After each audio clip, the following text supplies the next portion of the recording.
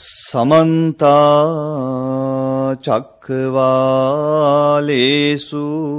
अत्रा गच्छन्तु देवता सद्धम्मं मुनिराजस्स सुनन्तो संघमुक्तं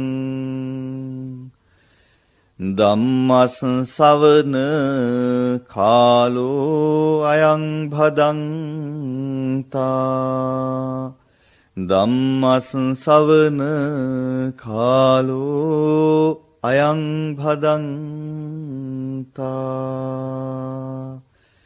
ධම්මස්සවන කාලෝ අයං භදන්තා साधु साधु साधु नमो तस्स भगवतो अरहतो सम्मा सम्बुद्दस्स नमो तस्स भगवतो अरहतो सम्मा सम्बुद्दस्स නමෝ තස්ස භගවතු අරහතු සම්මා සම්බුද්දස්ස සාදු සාදු සාදු ආරභත නික්කමත යුඤ්ජත බුද්ධ ශාසනේ තුනාත මච්චුනෝ සේනං නලාගාරං වකුංජරෝ යෝ ඉමස්මින් ධම්ම විනයේ අප්පමත්තෝ විහෙස්සති පහාය ජාති සංසාරං දුක්ඛසන්තං කරිස්සති සාදු සාදු සාදු ධර්ම ශ්‍රවණාබිලාෂීව සිටින අති ගෞරවනීය පින් ඇති ස්වාමින්ද්‍රයන් වහන්සේලාගෙන් අවසරයි ධර්ම ශ්‍රවණාබිලාෂී පින්වත් සිල් මාතාවුන් වහන්සේ බෝසත් පින්වත්නි ආදරණීය දුවේ පුතේ ජීවිතයේ ජීවිත අවබෝධය පිණිසත් සංසාරේ ධර්ම අවබෝධය පිණිසත් ජාතික ගුවන් විදුලියෙන් අදත් උදෑසන ධර්ම දේශනාවක් ශ්‍රවණය කරන්නටයි පින්වත් ඔබ හැම දිනම මේ සූදානම් වෙන්නේ. පින්වන්ත පොසොන් මාසේ උදෑසනක තමයි ඔබ මේ ධර්ම දේශනාව ශ්‍රවණයට සූදානම් වෙන්නේ පින්වත්නි. අද දවසේ පින්වත් ඔබ හැම දිනාගෙම ධර්ම අවබෝධය පිණිස ඔබට ධර්ම දේශනා කරන්නට තෝරගත්තේ සංයුක්ත නිකායේ අරුණවතී සූත්‍රයේ සඳහන් එක්තරා සුවිශේෂී ගාථාවක්. මේ ගාථාව අපේ ස්වාමින් වහන්සේලාට නම් ඉතාම හුරුයි. අධ්‍යාපනය ලැබෙන කාලේ ස්වාමින් වහන්සේලාගේ පිරිවෙන්වල පිරිවෙන ආරම්භ කරන්නෙම බොහෝ තැන්වල මේ ගාථාව කියලා. පුදුම තරම් අභිප්‍රේරණයක් ගෙන දෙන ගාථාවක්. අභිප්‍රේරණයක්. අපි කියනවා ඉංග්‍රීසියෙන් මොටිවේෂන් එකක් කියලා. මේ ධර්මයට නැඹුරු වෙන්න ධර්ම මාර්ගයට අවතීර්ණ වෙන්න අපිව අභිප්‍රේරණය කරන ගාථාවක්. ආරභත නිකමත යුඤ්ජත බුද්ධ ශාසනය ආරම්භ කරව් නික්මෙව් මේ සම්බුද්ධ ශාසනයේ පිළිවෙත් පුරව් යෙදෙව්. හරියට මොන වගේද? මහා ශක්තිමත් හස්තිරාදෙක් බටලී වලින් හදාපු පොඩි පැලක් කුඩු පට්ටම් කරලා දාන්නේ මොන වගේ ජවයකින්ද? අන්න ඒ වගේ ජවයක් අරගෙන මෙන්න මේ භවය සිඳලා බිඳලා දාන්න හිතට ගන්න හයිය ගන්න මේ ගාථාවෙන් අපිව උනන්දු කරනවා. යෝ ඉමස්මින් ධම්ම විනේ අපමත්තෝ විහෙසති. පහාය ජාති සංසාරං දුක්ඛසන්තං කරස්සති. ධර්මයේ විනේ නියැලෙන කෙනා, ධර්මයට විනයට අවතීර්ණ වෙන කෙනා ඊතාය ඉක්මනින් මේ සංසාර දුකින් මිදෙනවා. මේ ගාථාව පුංචි කාලේ ඉඳලා අපිට ඇහුණා. අපි කිව්වා. පිරිවෙන් වල ඉගෙන ගන්න පුංචි හාමුදුරුවන් වහන්සේලා හැම දවසකම පිරිවෙන ආරම්භ කරද්දී ওই ගාථාව සජ්ජායනා කරනවා. පින්වත්නි, ඒ වගේ ලොකු වීරයකින් ධර්මයට නැඹුරු වෙන්න ඕනේ කාලෙක අපි මේ ඉන්නේ. ඒ නිසයි ඒ ගාථාව අද තෝරගත්තේ. එහෙම ලොකු ජවයක් ගන්න ඕන. ආවට ගියාට වෙලාවක් තිබ්බොත්, වෙන වැඩක් නැති වුණොත් ධර්මයට නැඹුරු වෙන කාලෙක නෙවෙයි මේ ඉන්නේ. අනිත් සියල්ල පස්සේ කළා. පුදුම ජවයකින් ධර්මයට නැඹුරු වෙන්න ඕනේ කාලෙක පින්වත්නි ඉන්නේ. මහා හස්ති රාජයෙක් බටදඬු වලින් හදපු පොඩි පැලක් කුඩු පට්ටම් කරනවා වගේ ඊ타ම ජවයකින් තමන්ගේ භවය නතර කරගන්න. සසර අපිව ඇද බැඳලා තියෙන මේ සංස්කාරයන් නසන්ඩ ජවයක් ඇතුව පෙරට එන්න බුදුහාමුදුරුවෝ අපිට අනුශාසනා කළා. පින්වත්නි, අපේ ලෞතුරා බුදුරජාණන් වහන්සේ දේශනා කළ ධර්මය, උන්වහන්සේ ලෝකෙට දායාද කරපු ධර්මය, උන්වහන්සේ වෙසක් පුර 15ක පෝ දවසක පරිනිර්වාණයට වැඩම කළාට පස්සේ තව දුරටත් ආරක්ෂා කිරීම පිණිස උන්වහන්සේගේ පරිනිර්වාණයෙන් 3 මාසයකට විතර පස්සේ සංගායනා කළා. පළවෙනි ධර්ම සංගායනාව කළා. බුදුරජාණන් වහන්සේ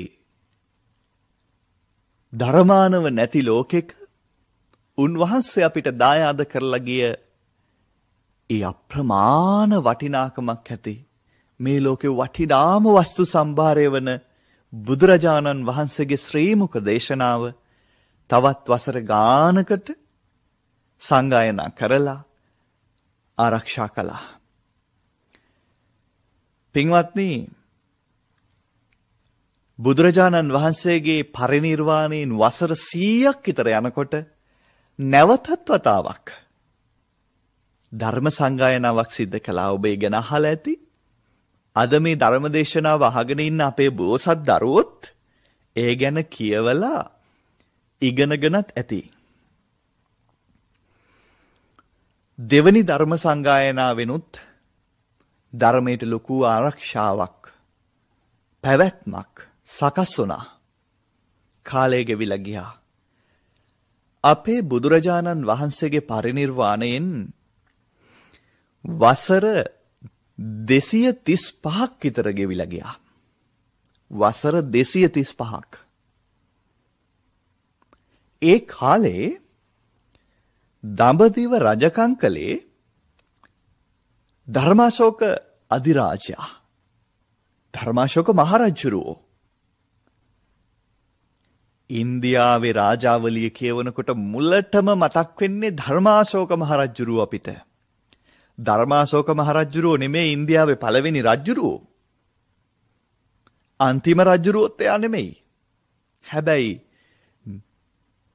රජෙකුගේ පෞරුෂය කොතරම් මිනිස්සුන්ගේ හදවත් තුලට කිඳා බැස්සද කියනවා නම් ධර්මාශෝක මහරජුරුවන්ගේ නාමය තරම් ඒ රාජාවලිය අපිට වෙනත් දෙවන්ත දේශපාලන පෞරුෂයක් මතක නැහැ. ධර්මාශෝක මහරජුරුව තමයි ඔය සම්බුද්ධ පරිනිර්වාණයෙන් වසර 235ක් විතර ගිය තැන ඉන්දියාවේ රජකම් කරමින් සිටියේ. ඔබ දන්නවනේ බෝසත් පින්වත්නි, ඔබ දන්නවනේ දුවේ පුතේ ධර්මාශෝක මහරජුරෝ ඉස්සර හැඳින්නුවේ චණ්ඩාශෝක කියලා. නිකන් නෙමෙයි මිනිස්සු එහෙම කිව්වේ. හරි දරුණුයි. චණ්ඩයි. අශෝකනේ නම චණ්ඩියෙක්. දාමරිකයෙක් වගේ. මෙන්න මේ චණ්ඩිකන් හින්දා තමයි මිනිස්සු අශෝක රජුරුවන්ව චණ්ඩි අශෝක, චණ්ඩාශෝක කියලා හැඳින්වුවේ. හැබැයි ඉතින් ඔය අශෝක රජුරුවන්ගේ ජීවිතේ එක තැනක ලොකු හැරවුම් ලක්ෂයක් සලකුණු වුණා. ඔබ ඒ ගැනත් අහලා තියෙනවා. නීග්‍රෝධ පොඩි හාමුදුරුවෝ, නීග්‍රෝධ රහතන් වහන්සේ, අනේ ඒ නාමයත් සිහි කරලා උන්වහන්සේට වන්දනා කළ යුතුයි. අපි මේ අත්දකින ශ්‍රී සද්ධර්මය අප වෙත දායාද වීමේ හැරවුම් ලක්ෂය නීග්‍රෝධ හාමුදුරුවෝ. නීග්‍රෝධ හාමුදුරුවෝ තමයි අර දරුණු චණ්ඩාශෝක මහා පිනැති ධර්මාශෝක බවට පත්වෙන හැරවුම් ලක්ෂය. මේ ධර්ම දේශනාව පුංචි හාමුදුරුවෝ අහනවා. අපි ධර්ම දේශනා සඳහා මේ රටේ විවිධ වෙහෙර විහාරවලට ගම්බිම්වලට වඩිනකොට අපිට හමු වෙනවා ජාතික ගුවන්විදුලියෙන් බණ අහන පුංචි හාමුදුරුවෝ. අපේ පින් ඇති සමහර උත්තම නායක ස්වාමින් වහන්සේලා අපි එක කියනවා ධම්මදීප හාමුදුරුවනේ මම මගේ පොඩි හාමුදුරුවන්ට කියලා තියෙන්නේ හැමදාම උදේ 8ට රෑ 8ට ජාතික ගුවන්විදුලියේ බණ ටික අහන්න කියලා. වෙන මොකුත් ඕනේ නැහැ පොඩි හාමුදුරුවන්ට ධර්ම ඉගෙන ගන්න. ඊටාම වටිනවා කියලා නායක හාමුදුරුවෝ අපිත් එක්කලා ප්‍රකාශ කරලා තියෙනවා. ඒ නිසා සාක්ෂි සහිතව මම දන්නවා. මේ ධර්ම දේශනාව මේ සිරිලක අනාගත සසුනේ උරුමක්කාර පුංචි හාමුදුරුවෝ අහනවා. පොඩි හාමුදුරුවනේ හිතට ගන්න. ඒ මහා වෙනස කළේ පොඩි හාමුදුරු කෙනෙක්. ලෝකයක් ධර්මයෙන් සනහා නිවාලන තැනට චණ්ඩාශෝකව ධර්මාශෝක කෙනෙක් බවට පත් කළේ පොඩි හාමුදුරු කෙනෙක්. පුංචි හාමුදුරු කෙනෙකුගේ ආයත සංවරය, පුංචි හාමුදුරු කෙනෙකුගේ කරුණාවන්තකම, පුංචි හාමුදුරු කෙනෙකුගේ උනත් අප්‍රමාණ අභිමානය, පුංචි හාමුදුරු කෙනෙකුගේ ධර්ම අවබෝධය මේ ලෝකෙ කොච්චර ලොකු වෙනසක් කරලා තියෙනවද? ධර්මාශෝක රජුරෝ වෙනස් වුණේ නීග්‍රෝධ හාමුදුරුවෝ හින්දා. ඒ නිසා සදාතනිකව උන්වහන්සේ ගෞරවාදරයට පාත්‍ර විය යුතුයි. නීග්‍රෝධ හාමුදුරුවෝ හින්දා වෙනස් වෙච්ච අශෝක රජුරෝ පින්වන්ත රජෙක් වුණා. ඔහු ශාසනයට බොහොම ලැබිව කටයුතු කරන ශාසනයේ සමීප දායකයෙක් වුණා. ඔබ අහලා තියෙනවා පන්සල් විහෙර විහාර 84000ක් හැදුවයි කියලා. ඒ කාලේ ධර්මාශෝක රජුරෝ නිතරම ඇසුරු කළේ ගුරු තනතුරේ තියාගත්තේ මොග්ගලී පුත්තිස්ස මහරහතන් වහන්සේ. අපේ මේ මොග්ගලී පුත්ත මහරහතන් වහන්සේගේ අනුශාසනා ඇතිව තමයි ධර්මාශෝක රජුරෝ මේ සියලු පින්කම් කළේ. පන්සල් විහෙර විහාර හැදුවේ, ස්වාමින් වහන්සේලාට පහසුකම් සැපයුවේ. පින්වත්නි, දුවේ පුතේ, මේ විදිහට ධර්මාශෝක රජුරෝ ශාසනයට බොහෝම හොඳින් සලකද්දී, අනුග්‍රහය දක්වද්දී, ස්වාමින් වහන්සේලාට පහසුකම් සපයද්දී කපටි තීර්ථකයෝ ඒ දිහා බලාගෙන හිතුවා අපිත් මහාන වුණා නම් ධර්මාශෝක රජුරුවන්ගේ සැලකිලි ගන්න පුළුවන් කියලා. මේකත් ඊටාම වැදගත් පාඩමක් අපිට.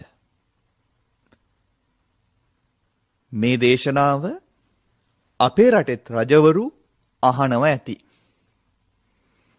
එතුමන්ලා වෙනුවෙන් හරි කවුරු හරි අහනවා ඇති. ඒ නිසා මේ කතාව වැදගත්. ශාසනයට එහෙම සලකනකොට, ශාසනයට ගරු කරනකොට එයින් අනිතු ප්‍රතිඵල ගන්න තීර්ථකයෝ ඒ කාලේ සැලසුම් කළා. ඔවුන් හිතුවා අපිත් සිවුරු දාගෙන මේ පැවිදි සමාජය අතරට යන්. එතකොට අපිටත් ධර්මාශෝක රජුරුවන්ගේ සැලකිලි ගන්න පුළුවන්. තීර්ථකයෝ විශාල පිරිසක් හොරටම අහන වුණා. ශාසනයේ තියෙනවා චීවර પરම්පරාවක්. සැරියුත් මුගලන් දෙනම වහන්සේගෙන් පැවතෙන චීවර પરම්පරාවක්. අන්නේ චීවර પરම්පරාවට හොරෙන්, චීවන પરම්පරාවට පිටින් හොර මහණුන් බිහි වෙන්න පටන් ගත්තා. ඒ අය ශාසනයේ ලාභ සත්කාර බලාගෙන මහාන වෙලා, ඒ ලාභ සත්කාර සැප සම්පත් ගෞරව බහුමාන විඳිමින් ඊටාම අශෝභන ලෙස ජීවත් වෙන්න පටන් ගත්තා. දැන් මේ කවුද? ඇත්තම චීවර પરම්පරාවෙන් පැවතෙන බුද්ධ පුත්‍රයින් වහන්සේලා නෙමෙයි, මේ හොරු. එහෙම අය හඳුන්වන්නේ මොන නමින්ද? චීවරධාරීන් කියලාද? එහෙමයි දැන් නැද්ද? ඉන්න පුළුවන්. ලාභ සත්කාර පිණිස, ප්‍රසිද්ධිය පිණිස, මිල මුදල් ඉපීම පිණිස, තමන්ගේ වෙනත් පටු අරමුණු සඵල කර ගැනීම පිණිස සිවුරට මුවා වෙච්ච අය ඉන්න පුළුවන්. වරින් වර එහෙම අය එලිදරව් වෙනවා. මාධ්‍ය වලිනුත් කියවෙනවා. අන්න එහෙම මාධ්‍යවල කියනකොට, පත්තරවල ලියනකොට, ලියන මාධ්‍යවේදීන් අතිනුත් කියවෙන්නේ සහ ලියවෙන්නේ චීවරධාරියෙකු වැරදීනේ. දැන් උපාධිධාරීන් කියන්නේ කවුද? උපාධිධාරීන් කියන්නේ හොරට උපාධි ගත්ත අයද? නෑ. උපාධි තියන අයනේ. ඇත්තටම ශබ්දාර්ථයෙන් ගත්තත්, වචනාර්ථයෙන් ගත්තත් චීවරධාරීන් කියලා කියන්නේ චීවර දරාගෙන ඉන්න අය. ඉතින් ශ්‍රීමත් මහානායක ස්වාමින් වහන්සේගේ සිට සිවුරුණන් දරාගෙන ඉන්නේ හරිනේ එතකොට. එතකොට මේ සිවුරට මුවා වෙලා අපරාධ කරන, සිවුරට මුවා වෙලා ලාභ සත්කාර ලබා ගන්න, සිවුරට මුවා වෙලා තමන්ගේ පටු අරමුණු සඵල කරගන්න මෙතෙන්ට ආපු අර වගේ තීර්ථකයින්ට මොකද්ද කියන්න ඕනේ? නම චීවරධාරීන් කියන්න එපා. ඒක හොඳ වැඩි. මොකද්ද කියන්නේ? ශ්‍රමණ වේශධාරීන්. ඔන්න මතක තියාගන්න.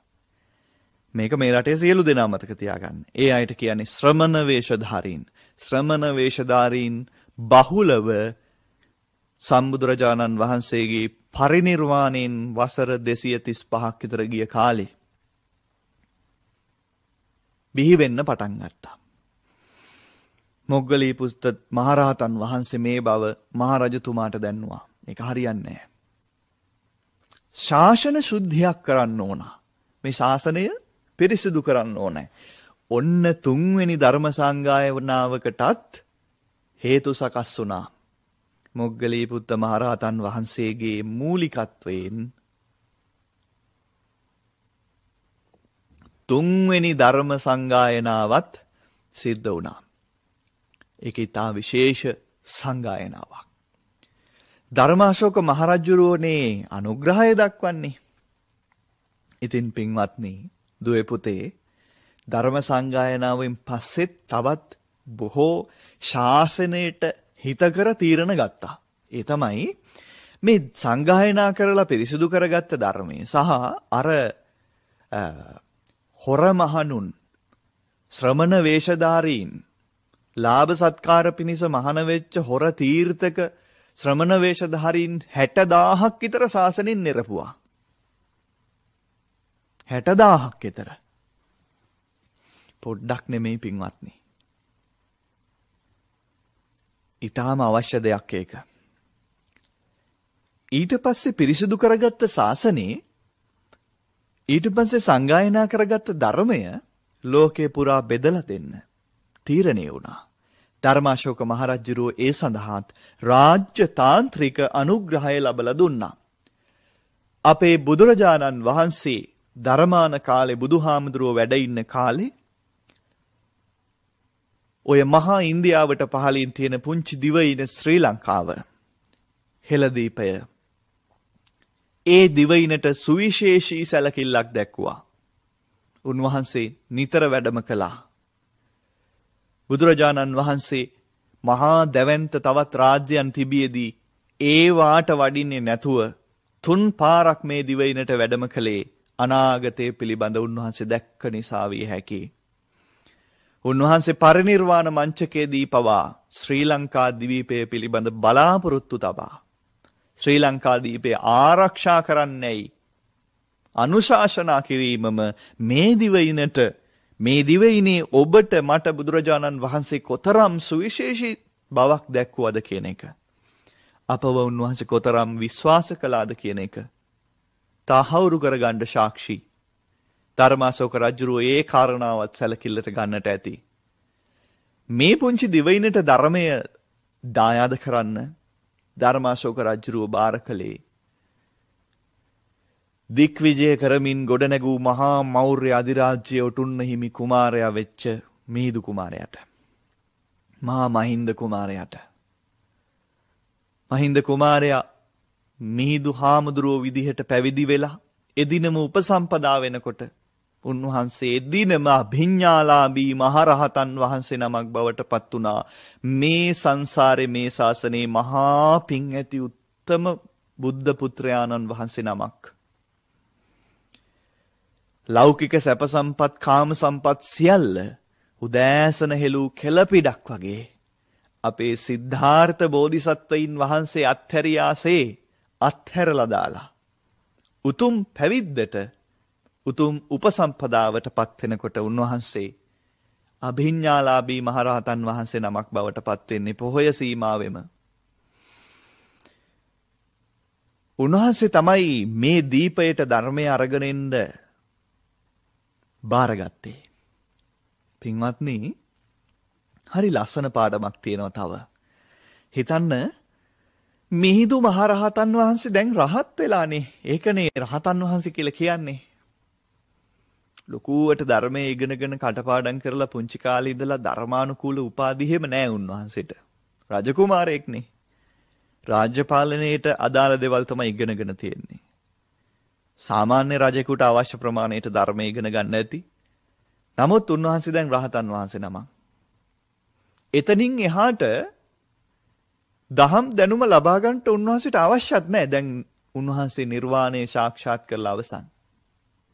හැබැයි උන්වහන්සේ තව දුරටත් ධර්මය අධ්‍යයනය කරනවා. විශාල කාලයක් උන්වහන්සේ ත්‍රිපිටක ධර්මය, සූත්‍රගත ධර්මය අධ්‍යයනය කරමින් කටපාඩම් කරනවා. මොනතරම් කැපකිරීමක්ද? බලන්න රහතන් වහන්සේ නමකගේ වගකීම. ඕනතරම් වනාන්තරවල රහතන් වහන්සේලා ඇති. උන්වහන්සේලා එළියට එන්නේ නැහැ. ඒ උන්වහන්සේලාගේ හැටි කියලා මිනිස්සු කියනවා. මහා රහතන් වහන්සේලා එහෙම නැහැ පින්වත්නි. උන්වහන්සේලාගේ කොටස කරගෙන උන්වහන්සේලා පැත්තකට වෙන්නේ නැහැ. එහෙමනම් මිහිඳු මහරහතන් වහන්සේට අගේට පැත්තකට වෙන්න තිබ්බා. උන්වහන්සේ සියලු කෙලෙසුන් නැසලා උතුම් අරිහත්ත්වයට මහා අභිඥාලාභී මහරහතන් වහන්සේ නමක බවට පත් වුණාට පස්සෙත් උන්වහන්සේ මේ ශාසනය පිළිබඳ වගකීම දරුවා.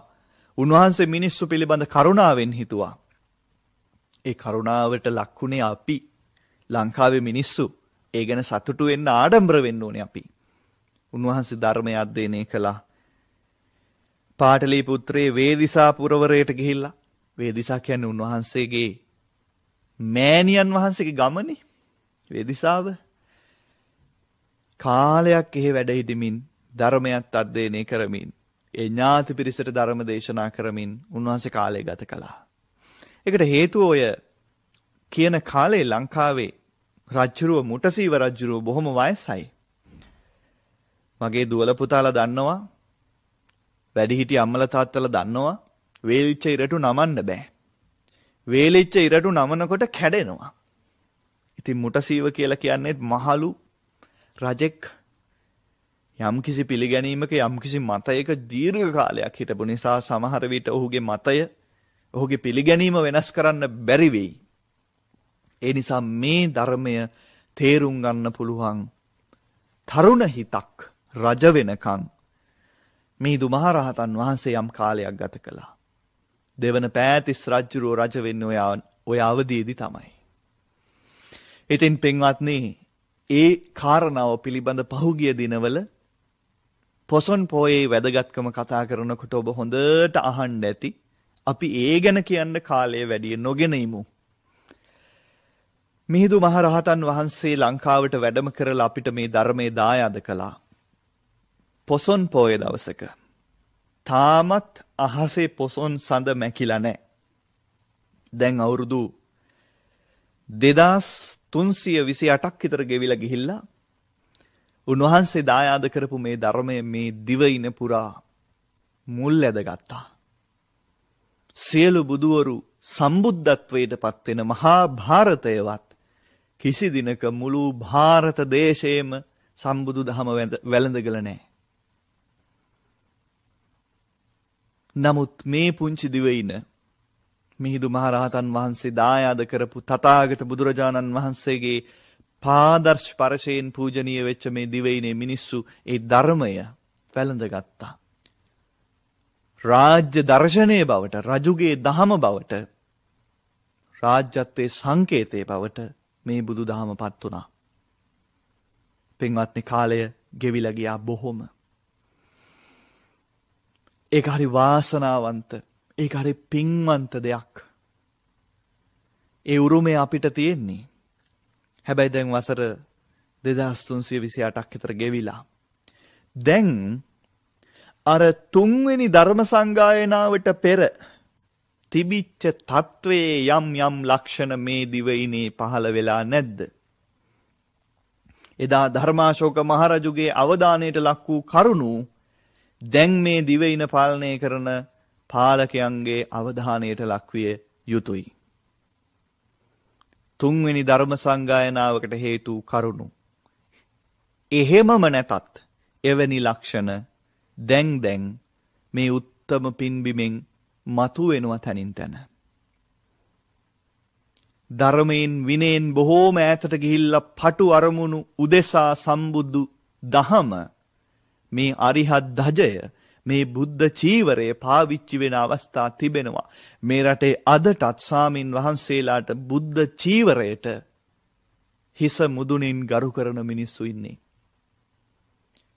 තරුණ ස්වාමින් වහන්සේලා ලෙස අපිට මතකයි, අපි විශ්වවිද්‍යාලේ යනකොට බස් එකට නගිනකොට අනේ ඉස්සරහා සීට් එකේ වාඩි වෙලා ඉන්නේ වයසක අම්මා කෙනෙක් වෙන්න පුළුවන්. දැක්ක තැන නැගිටලා සීට් එක දුන්නා. කොන්දසර මහත්තුරු ඩ්‍රයිවර් මහත්තුරු තමයි හාමුදුරුවෝ දාලා යන්නේ.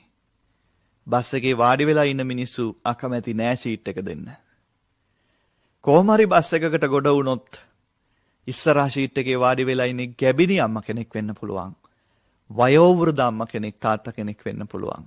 නැගිටලා ඒ සීට් එක දුන්නා. අපි තරුණයි, අපිට ශක්තිය තිබුණා, ඡවය තිබුණා, හිටගෙන යන්න පුළුවන්. ඒත් අපි දන්නවා මිනිස්සු ඒ සැලකුවේ මේ තරුණ හාමුදුරුවන්ගේ තරුණ ශක්තියට නෙමෙයි, ඒ දරාගෙන ඉන්න අරිහත් ධජයට. මිනිස්සු අදටත් ගරු කරනවා, මිනිස්සු අදටත් ඉවසනවා. පාරේ මාර්ග නීතියක් කඩ වුණත් ස්වාමින් වහන්සේ නමක් වඩින වාහනයක් අතින්, රියදුරෙක් අතින් පොලිසියේ රාලහාමි මහත්තුරු විශේෂයෙන් ඒ සිද්ධියේදී කාරුණිකව බලනවා. ඒ සලකන්නේ ඔය චීවරයෙන් ඔතාගෙන ඉන්න ඇඟට නෙමෙයි. තවමත් මිනිස්සු සලකන්නේ සම්බුදු දහමට, ඒ බුද්ධ චීවරයට. ආන්ගේ සැලකිල්ල, ඒ ගෞරවය රටේ ජනාධිපතිවරයා පවා නලල බිම තබා පසඟ පිහිටුවා වඳින්නේ ඒ සම්බුදු දහමට, ඒ චීවර පරම්පරාවට, ඒ උත්තම මහා සංඝරත්නයට. ඒ අවස්ථාව, ඒ ගෞරවය, ඒ සැලකිල්ල අවභාවිතා කරන එදා ධර්මාශෝක රජ දවස උන් තීර්ථකීන් වන් යම් යම් ශ්‍රමණ වේශධාරීන් තන තන බිහි වෙන යුගයක්. හද කම්පා කරවන ප්‍රවෘත්ති, හද කම්පා කරවන දර්ශන ඇහෙන, දකින යුගයක්. අඹුඩ ගහගෙන කුඹුරු කොට ආපු ගොයි මහත්තුරු වගේ මඩ ගාගෙන භික්ෂූන් කුඹුරු වල ට්‍රැක්ටර් වල නැගලා කුඹුරු හාන කුඹුරු කොටන දර්ශන අපි දකිනවා. පුරන් කුඹුරු පාළු වෙලා යන්න නොදී දායකයෝ උනන්දු කළාට කමක් නැහැ. හැබැයි ස්වාමින් වහන්සේලා කුඹුරට බැහැලා මඩ නාගෙන කුඹුරු කොටන එක මොන තරම් ගැළපෙනවද කියලා කල්පනා කරන්න ඕනේ. අපි දකිනවා සමාජ මාධ්‍ය ඉතාම අසෝබන ලෙස භාවිතා කරන තරුණ හාමුදුරුවෝ ඉන්නවා. ගිහි ළමයි වගේ කිසිම මඟ පෙන්වීමක් නැහැ. ඒවා නිවැරදි වෙන්න ඕන. දකින්න කවුරු හරි ඒවා පුංචි හාමුදුරුවන්ට තේරුම් කරලා දෙන්න ඕන. හිතන විදිහට ධර්මයේ විකෘති කරමින් යම් අය මේ සිවුරට මුවා වෙලා තමන්ගේ මත කියන අවස්ථා තියෙනවා.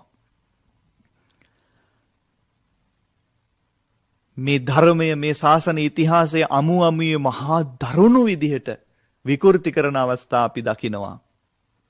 ඒවා ප්‍රසිද්ධියේ ප්‍රකාශ කරන, ප්‍රසිද්ධියේ ලියන, ප්‍රසිද්ධියේ පළ කරන අවස්ථා අපි දකිනවා. ඒ නිසා මහා අඳුරු සෙවණැලි අපිට පේනවා. එදා ධර්මාශෝක මහරජුරවන්ට ඒ බව පහදා දීලා ධර්මාශෝක මහරජුරෝගේ අනුග්‍රහය ඇතුව මොග්ගලීපුත්ත රහතන් වහන්සේ 3 වෙනි ධර්ම සංගායනාවකට කටයුතු සංවිධානය කළා වගේ වත්මනේ බුදුදහමට ඊටාම අනුග්‍රහ ඇති පාලකයෝ සිටින යුගයක මේවා වගකිය යුතු ශාසන භාරධාරී නාහිමිවරුන්ගේ අවධානයට යොමු වෙත්වායි අපි ප්‍රාර්ථනා කරනවා. මේ ශාසනය තව අපි රැකගත යුතුයි. මම එහෙම කියන්නේ නිකන් නෙමෙයි. මේ අපිට ලැබිච්ච අන්තිම අවස්ථාව වෙන්න පුළුවන් පින්වත්නි. අන්න ඒකයි වැදගත්ම දේ. මේ අපිට ලැබිච්ච අන්තිම අවස්ථාව වෙන්න පුළුවන්. ගෞතම බුදුරජාණන් වහන්සේගේ ශාසනය වසර 5000ක් කල් සම්බුද්ධ ආනුභාවයෙන් පවතීවි. කවුරු මොනවා කළත් නැතත් බුදු අනුහසින් මේ ශාසනයේ වසර 5000ක් කල් පවතීවි. නමුත් පින්වත්නි දැන් කාලය කොච්චර ගෙවිලාද?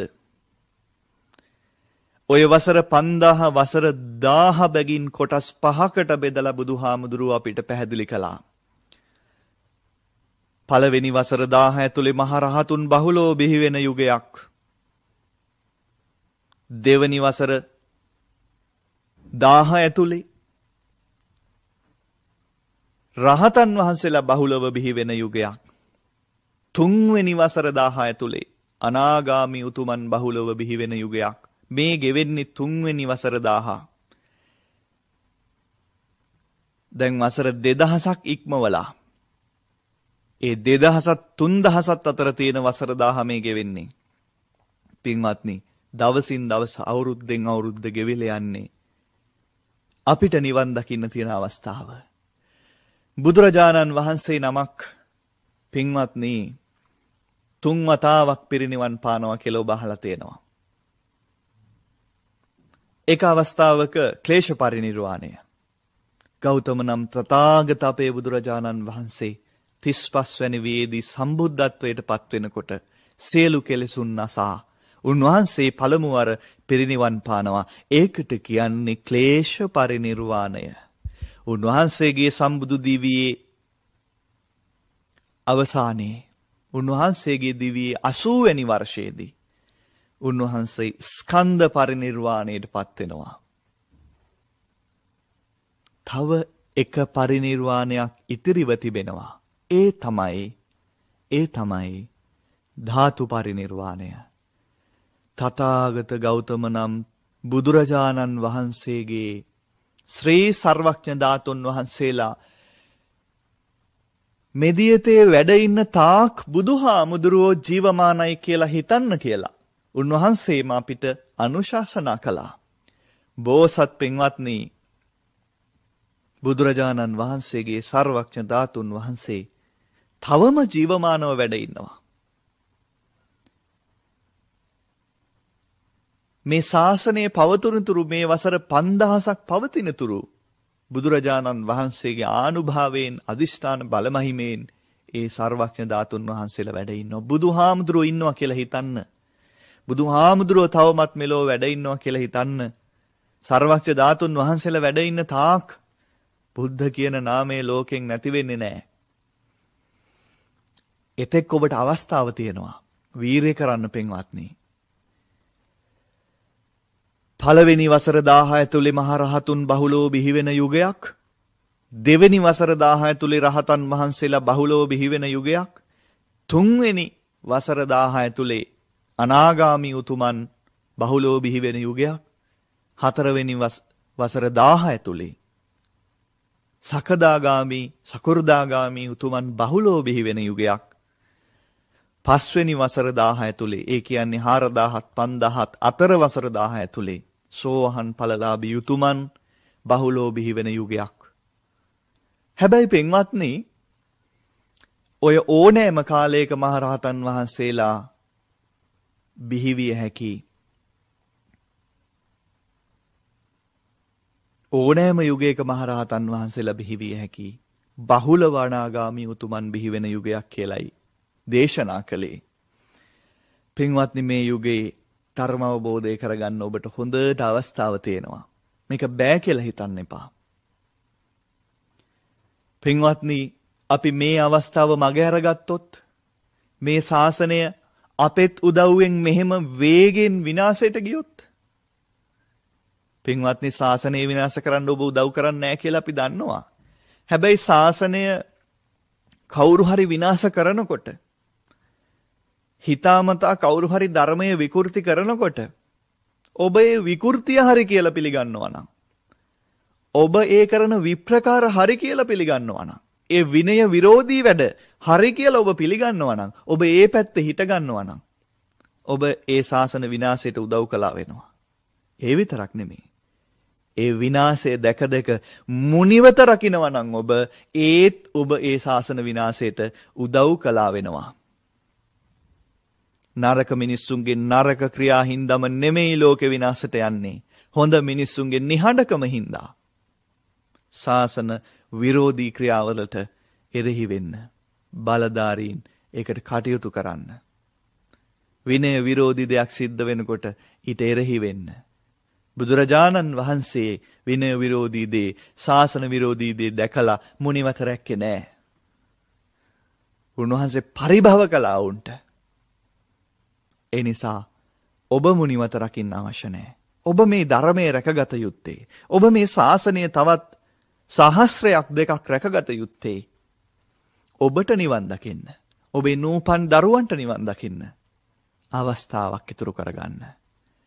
ගෞතම තථාගත බුදුරජාණන් වහන්සේගේ ශාසනය මේ ලෝකෙන් අන්තර්දාන වෙලා ගියාට පස්සේ බෝසත් පින්වත්නි ආයෙත් අනාදිමත් කාලයකට බුද්ධ ශාසනයක් නැහැ. ඒ කාලය තුල මිනිස්සු මොන තරම් පව් කරගනේද? ධර්මයේ දන්නේ නැති නිසා, බණ ඇහෙන්නේ නැති නිසා, දැනටත් ධර්මයෙන් ඈත නිසා මිනිස්සු මොන තරම් පව් කරනවද? මෙච්චර පන්සල් තියෙන, මෙච්චර බණ කියන රටේ හරියට ධර්මයේ කනට වැටිච්ච නැති නිසා මිනිස්සු මොනතරම් පව් කරනවද කියලා ඔබ දැකලා ඇති. හිතන්න, බුද්ධ කියලා නාමයක්වත් ඇහෙන්නේ නැති, බණ පදයක් ඇහෙන්නේ නැති, කසාවතක් පේන්න නැති, පන්සලක් දකින්න නැති, ගන්ටා නාදයක් ඇහෙන්නේ නැති වසර දහස් ගණන්, මිලියන ගණන් ගෙවෙනකොට මිනිස්සු මොනතරම් පව් කරයිද? ඒ පව්කාර මිනිස්සු අතර ඉපදුනොත් අපි සංසාරය තුල මොනතරම් අනාරක්ෂිත වෙයිද? අපි ගැනම හිතලා මේ ශාසනය රැක ගන්න ඕනේ නැද්ද? අපි ගැනම හිතලා මේ ශාසනය තුල මීට වඩා ධෛර්යයකින්, මීට වඩා ශක්තියකින් ධර්මයේ හොයාගෙන යන්න ඕනේ නැද්ද? බෝසත් පින්වත්නි, අනාගත බුදුවරු ගැන අනාවැකි කියනකොට මීට පෙර පහළ වෙච්ච බුදුවරු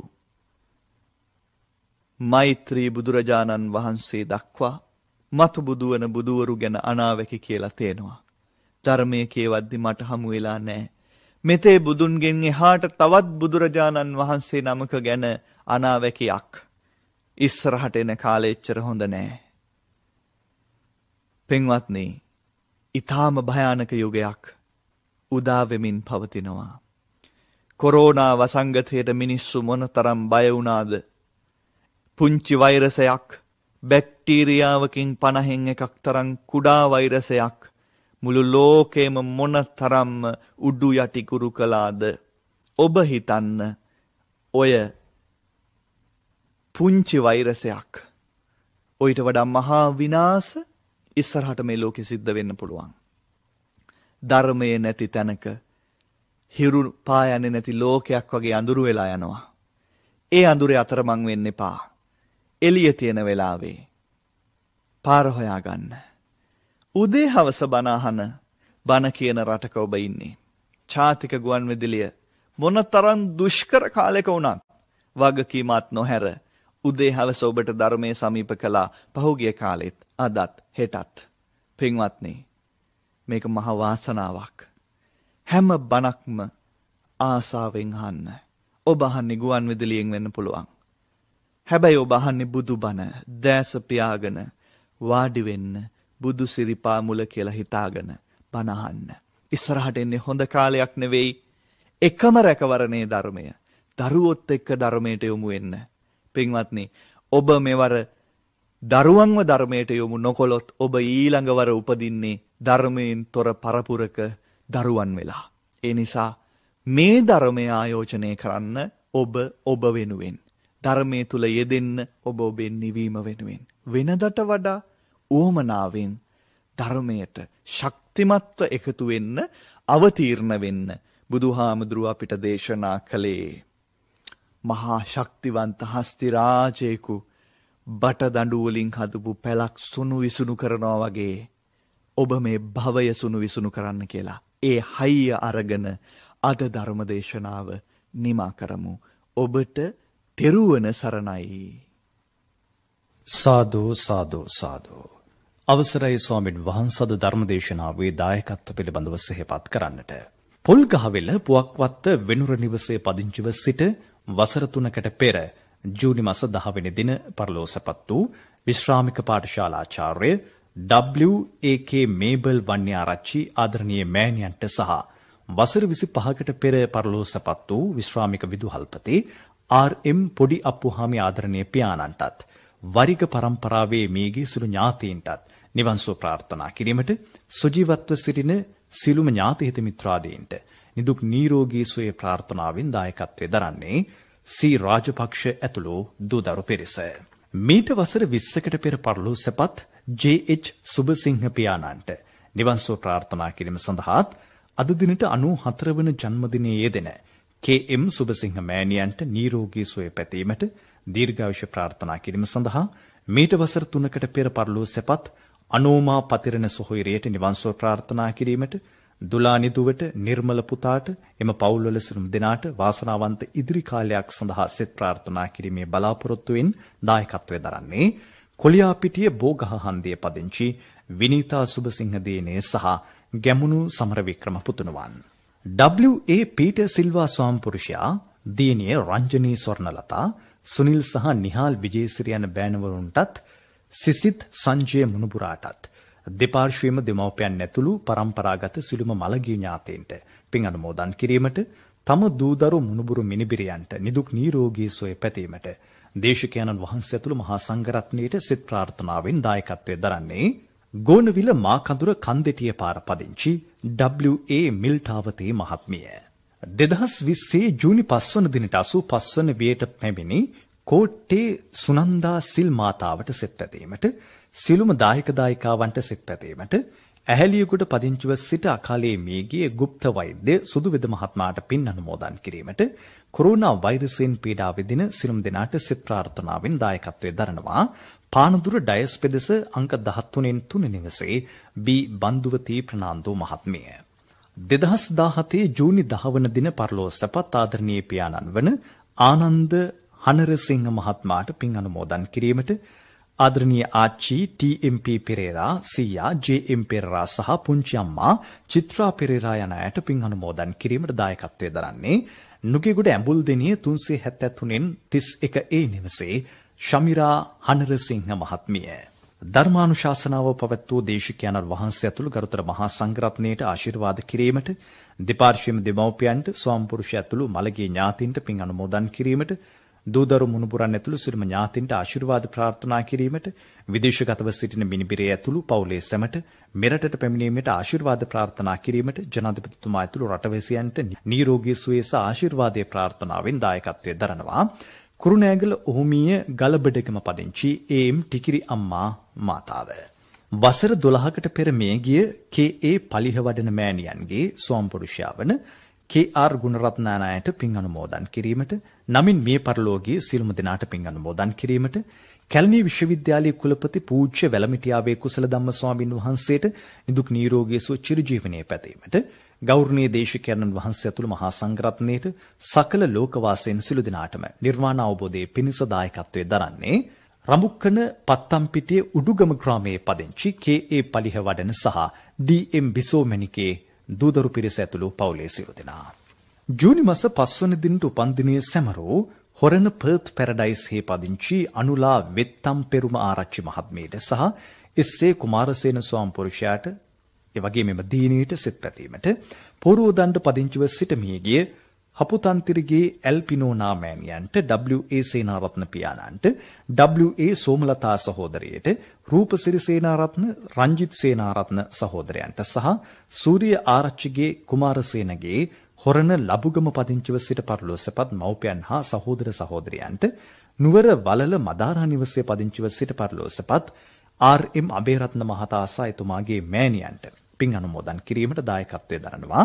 ජූනි 5 වන දින උපන්දිනයේ සැමරූ හොරණ පර්ත් පැරඩයිස් හේ පදිංචි අනුලා වෙත්තම් පෙරුම ආරච්චි මහත්මිය. දැන් පුණ්‍ය අනුමෝදනාව සඳහා ගෞරවනීය දේශිකානන් වහන්සේට ආරාධනය. ධර්ම ශ්‍රවණයෙන් අපි ලැබූ පින් ලෝකයත් ශාසනයත් ආරක්ෂා කරන සම්‍යක් දෘෂ්ටික දෙවියන්ට අනුමෝදන් කරමු. ආකාසට්ඨා ච බුම්මට්ඨා දේවා නාග මහිද්దికා පුඤ්ඤන්තං අනුමෝදිත්වා චිරං රක්ඛන්තු ශාසනං. ආකාසට්ඨා ච බුම්මට්ඨා දේවා නාග මහිද්దికා පුඤ්ඤන්තං අනුමෝදිත්වා චිරං රක්ඛන්තු දේශනං. ආකාසට්ඨා ච බුම්මට්ඨා දේවා නාග මහිද්దికා පුඤ්ඤන්තං අනුමෝදිත්වා චිරං රක්ඛන්තු මං පරන්ති. අද දින දායකත්වයේ දරන ලද පින්වතුන්ගේ නමින් මියගිය සියලුම ඥාතීන්ටත්, රටදෑ වෙනුවෙන් දිවි පුදන ලද රණවිරුවන්ටත්, ඔබ අප නමින් මියගිය සියලු දෙනාටත් මේ පින් ලැබේවා. පින් අනුමෝදන් වන සියලු දෙනා මෙපින් බෙලෙන් නිවන් සුව අත්කරගනිත්වායි අපි ප්‍රාර්ථනා කරමු. ධර්මදේශනාවේ දායකත්වයේ දරන ලද සැමටත්, මෙම ධර්මදේශනාව ඔබ වෙත ගෙනා ජාතික ගුවන්විදුලියේ කාර්ය මණ්ඩලයටත්, රටවාසී ලෝවාසී හැමටත් අනන්ත තෙරුවන් ගුණ බලයෙන් සියලු යහපත උදා වේවා, නිරෝගී සුව වේවා, තිගාසිරි සම්පත් වේවා, උතුම් ධර්මාවබෝධය වේවායි ප්‍රාර්ථනා කරමු. සාදු සාදු සාදු සාදු සාදු සාදු. අද එම ධර්මානුශාසනාව පැවැත්වුවේ දෙව්ලපිටිය බරවාවිල ශ්‍රී අභිනවාරාමාධිපති රාජකීය පණ්ඩිත ශාස්ත්‍රවේදී පූජ්‍යපාද හෙන්දුවාවේ ධම්මදීප ස්වාමීන්ද්‍රයන් වහන්සේ. උන්වහන්සේට නිදුක් නිරෝගී සුව චිරජීවනයේ ප්‍රාර්ථනා කරමින් අපේ සාදුකාරයක් පවත්වමු. සාදු සාදු සාදු. ඔබට එම ධර්මදේශනාවේ සංයුක්ත තැටියක් හෝ කැසට් පටියක් ලබා ගන්නට පුළුවන්. කතා කරන්න 0111 30 710 82 දුරකථන අංකයට. ඔබ ධර්මදේශනාවක දායකත්වයේ ලබා ගන්නේ නම් කතා කරන්න 0112 69 71 40 දුරකථන අංකයට. ඔබට තෙරුවන් සරණයි.